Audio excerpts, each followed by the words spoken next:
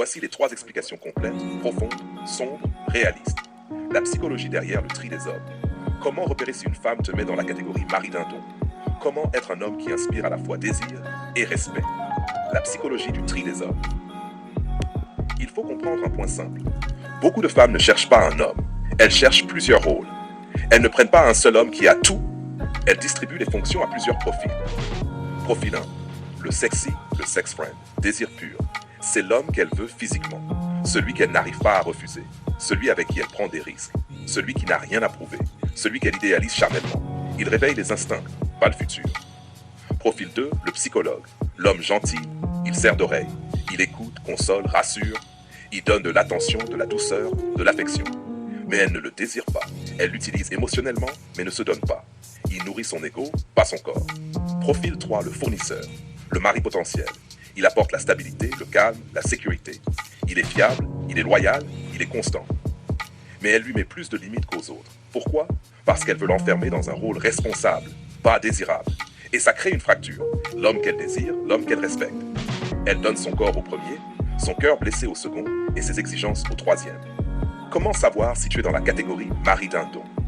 Voici les signes les plus fiables. Signal 1. Elle a des limites avec toi qu'elle n'avait pas avec d'autres. Exemple. Abstinence uniquement avec toi. Pas de rapidité, pas de spontanéité, pas de risque. Elle prend son temps.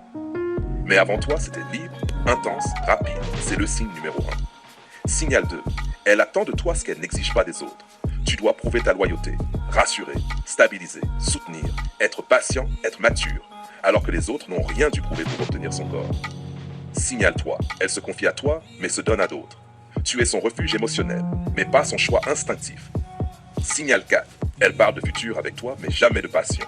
Tu es le projet, la sécurité, l'option rationnelle, mais pas son choix profond. Signal 5. Elle veut tout de toi maintenant, mais te donne peu. Toi, engagement, fidélité, investissement, temps, énergie. Elle, prudence, conditions, limite, lenteur. Signal 6. Elle a un passé plus libre que son présent avec toi.